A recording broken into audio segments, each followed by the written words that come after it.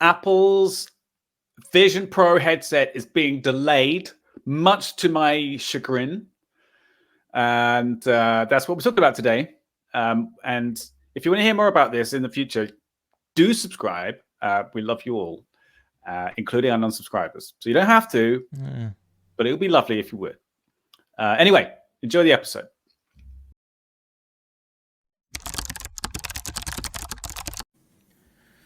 I don't know if this is a big surprise to anyone, but the article from Financial Times is that Apple is forced to make major cuts to the Vision Pro headset production plans. It does not appear to be financially motivated. The concern doesn't seem to be that they're worried about hitting their sales goals. It seems mostly to be supply chain related. Whoa. Yeah.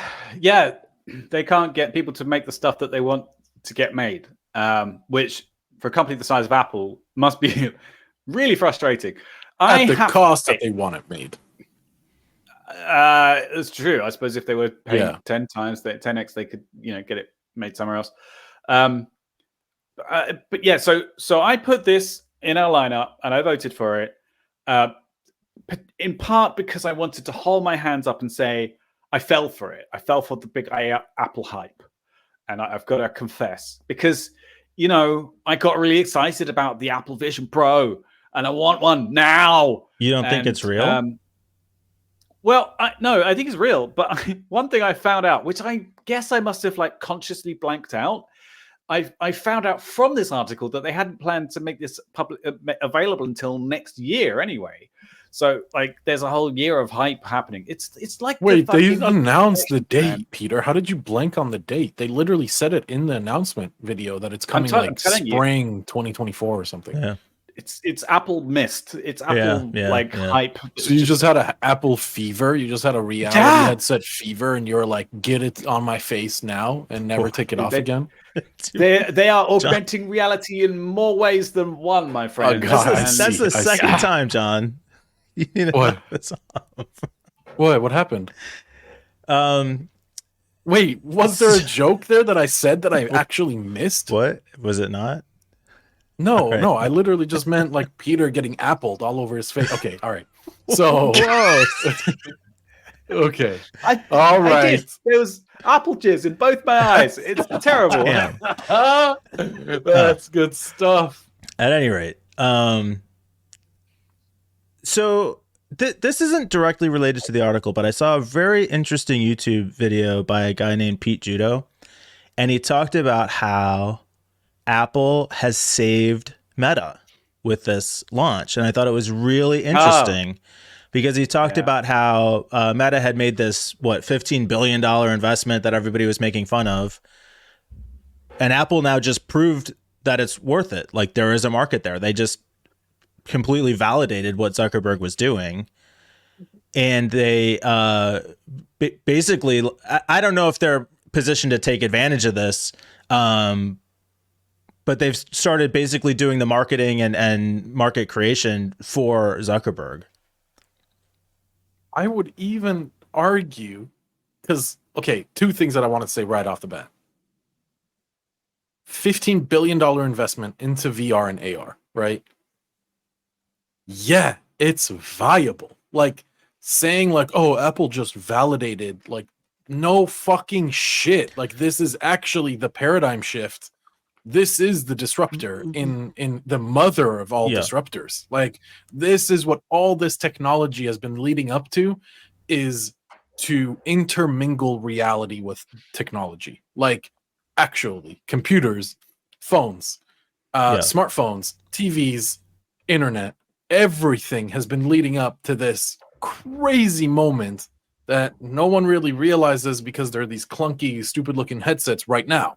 Just like they were clunky, stupid-looking computers back then. My point is, that guy sucks for even saying it. No, not at all. You're totally wrong. You're totally wrong. And the second thing is, Apple hasn't validated Mark. Mark has forced Apple in. No, the timing doesn't support that at all, and they totally turned the tide.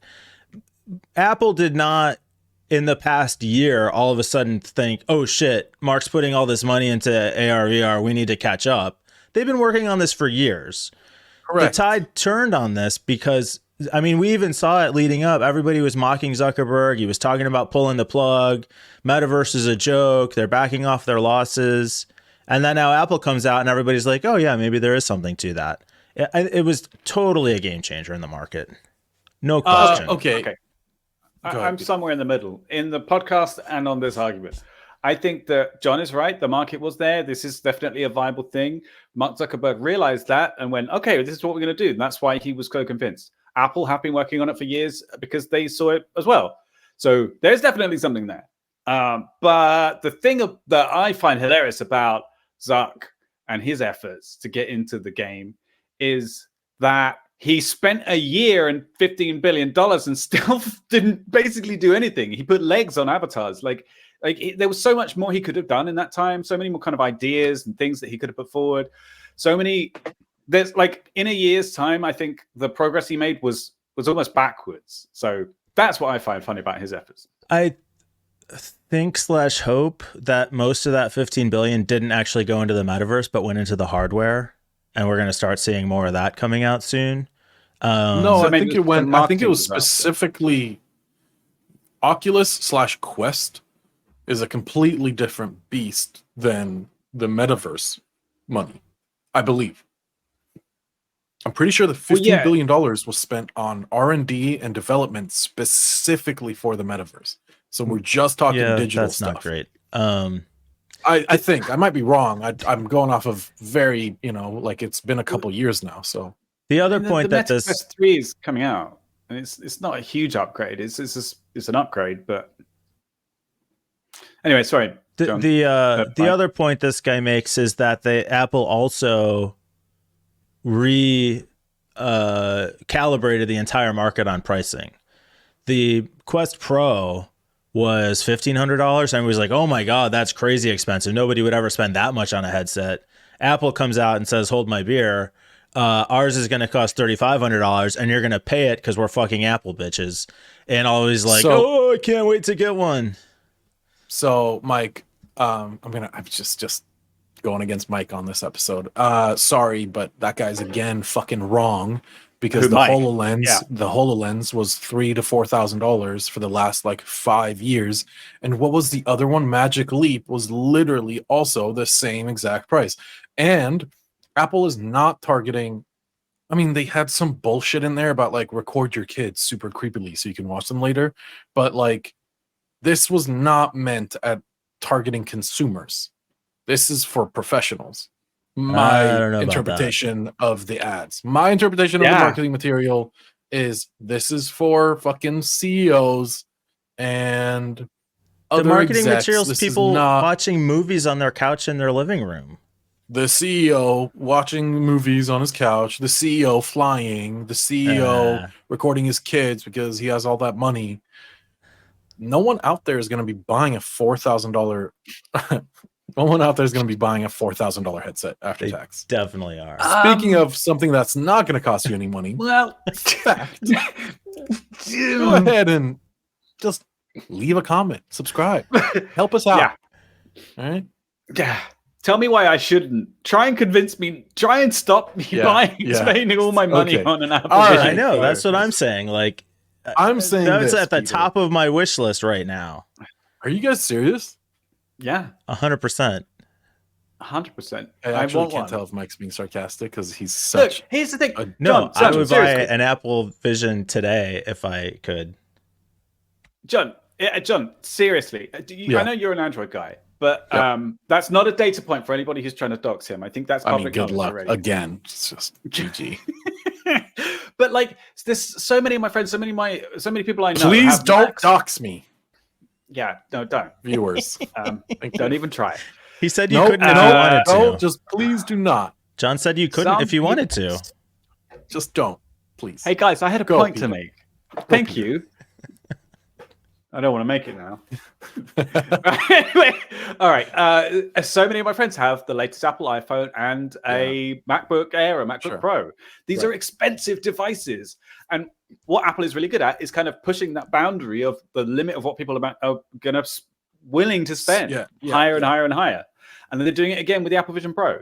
Like years ago, I would never have dreamed of spending the money it cost me to buy my MacBook Air with like a big hard drive. You know, I'm very lucky to be able to afford one, but even if I had 10 times as much money, it's still like, oh, that's quite a bit. But I still went ahead and bought it because it's such a lovely thing. Partly because of the Apple hype, like the Apple cheers. Right, because you're a fool. Yeah, that's just Apple FOMO. Yeah. No, I'm not kidding. I have an Asus ZenBook. It is as thin as the MacBook Air. It's probably twice as powerful, to be honest. And I paid about as much as you would have for, and it's like, it's just the optics of it. It's sitting at the airport being like, oh, let me fucking pull out my MacBook and take it out of my protective case. And I've got a MacBook Pro and I am completely unimpressed. Is this, by the way, is this episode really 25 minutes long? No, he just didn't reset the timer. I didn't start the timer. Okay. I just checked the same thing. We're at like 10 minutes. We can go for way longer. Okay, good. So then there's something I've been thinking about this week, actually. Yeah. And it's about how all these intangible things that we can't put a cost on that seem silly if you look at them individually actually are what we want. And things like shiny objects, something that, like, when you can measure the speed of a processor, if you have two processors and they're the same, one of them is slower than the other one, if the other one's packaged well, it still makes us actually happier. And that's what we're actually paying for, is something that makes us happy. Most of the things that we have around us aren't necessary for survival. You are brainwashed, bro. Maybe I'm brainwashed, but maybe, like, I don't know. Why do you buy nice things? Of course, because it makes either me happy or someone I love happy. So, like, I'm totally with you. I totally get what you're trying to say. And that whole thing of niceness of what you consider a desirable object is variable depending on a lot of these things, and maybe they can't be measured. It's difficult to put a price on a shiny object versus a dull object. You know, how much more is that shiny object worth exactly? So, I mean, elements of a product which aren't tied to its price, but just make it kind of like intangibly better, do have value and are worthwhile. So yeah, that's kind of my point. Look, I'm with you. I buy stupid shit that makes me really happy. And I don't need the power horse of a PC that I have, but it makes me happy. So I went and got it and built it and upgraded it for thousands of dollars. But I am not happy with where we're at with the Apple headset for that price point. If they drop that shit at $1,500, I would say, okay, it makes sense hardware-wise. It all makes sense. But they want this is what majority of Americans make in 1 month, is the equivalent of what they want for a headset. Now, the cool thing about Apple doing this is that, like you said, Mike, in the beginning of the episode, Apple has proved that there's a market for AR specifically and mixed reality. We are seeing, I am getting articles every week about a new company out of Beijing or a new European startup that is spinning up their own low profile AR glasses. And the reviews are like, oh, it's only 1080, so it's hard to read. Or, like, it did a really good job on stabilizing. And we are getting there. We are getting so close to having low profile, solid AR glasses. And that's really all I want. So if this is a big step in the right direction, I'm all for it. I'm not going to spend $4,000 on an Apple product. I'm sorry, but you guys will. Yep. We'll see who's happier in the end. Yeah, I mean, sure.